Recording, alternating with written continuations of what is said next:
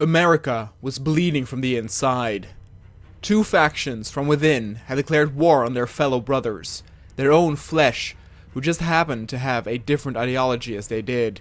The two factions were under the lead of Jack Reed for the Syndicalists and Huey Long for the American Union State.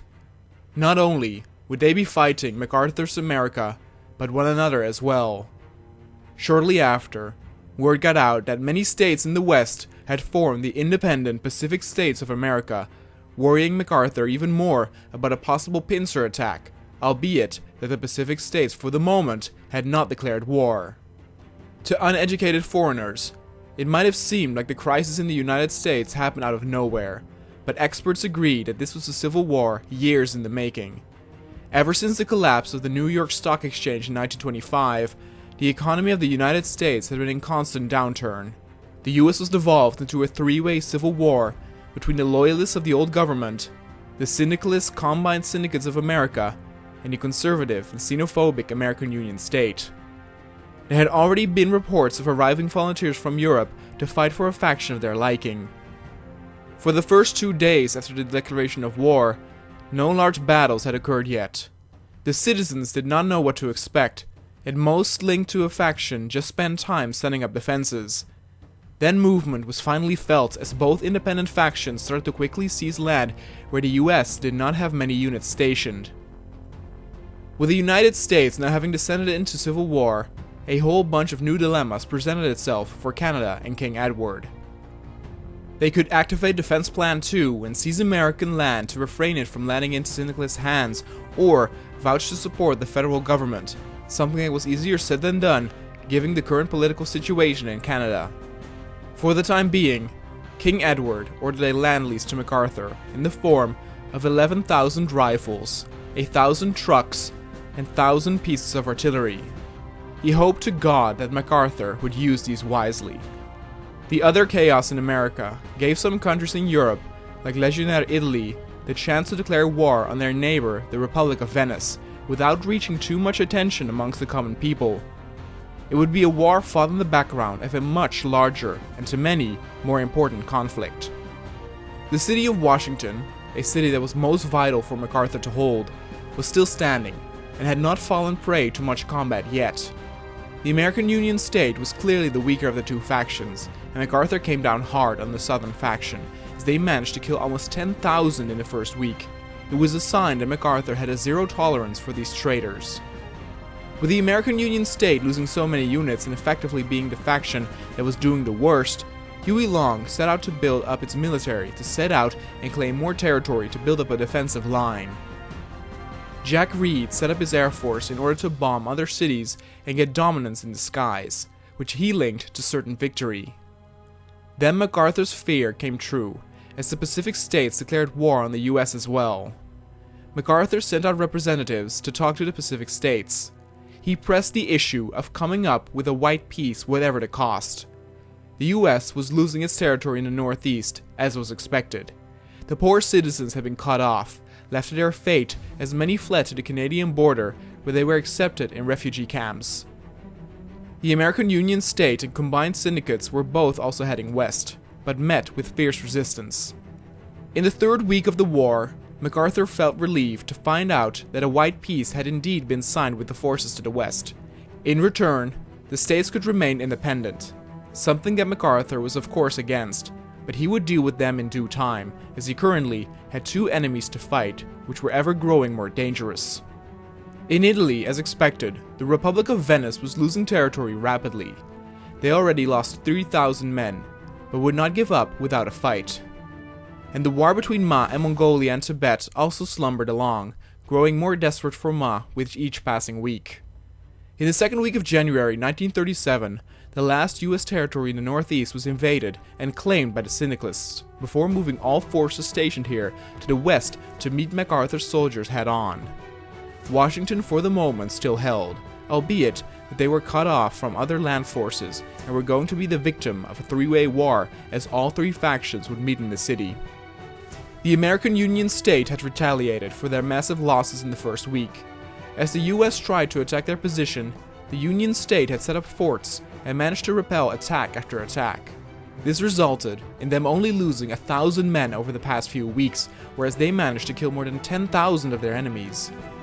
And while American brothers spilled their own blood in the West, the Italians also spilled blood amongst themselves, as their war had already claimed the lives of 9,000 men. Though everyone's eyes were mostly focused on the war brewing in America, the German Kaiser primarily focused on his own land, as it was still vulnerable, and a syndicalist victory in America could have disastrous consequences for Europe.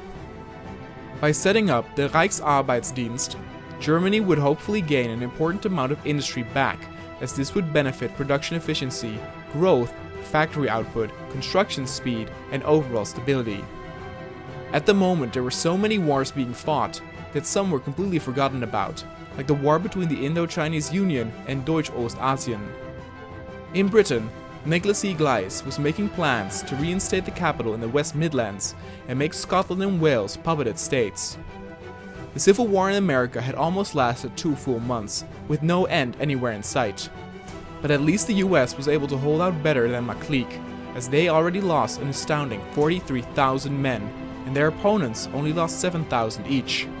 In America, the worrying news arose that Mexico was supplying the syndicalists with weapons and equipment, something that did not come as a surprise, but was worrying for the fact that this showed signs that Mexico might seize an opportunity in this war as well.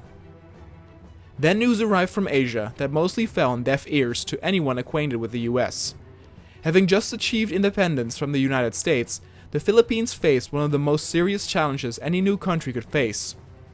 Inspired by the combined syndicates of America and the Bharatya Commune, disgruntled army officers marched on Manila to support rebelling peasants and workers. Their attempt was quickly thwarted, as loyalist units in the army reaffirmed their support for and intervened in favor of the legitimate democratic Filipino government and drove the rebellious army out of the capital, ending the threat of a syndicalist coup before it could even hatch. At the same time, Deutsch-Ostasien and the Indo-Chinese Union made a wide peace, with Ostasien allowing the Union to have the main land next to the Kingdom of Siam, while the Reichspakt held control on the smaller islands to the south.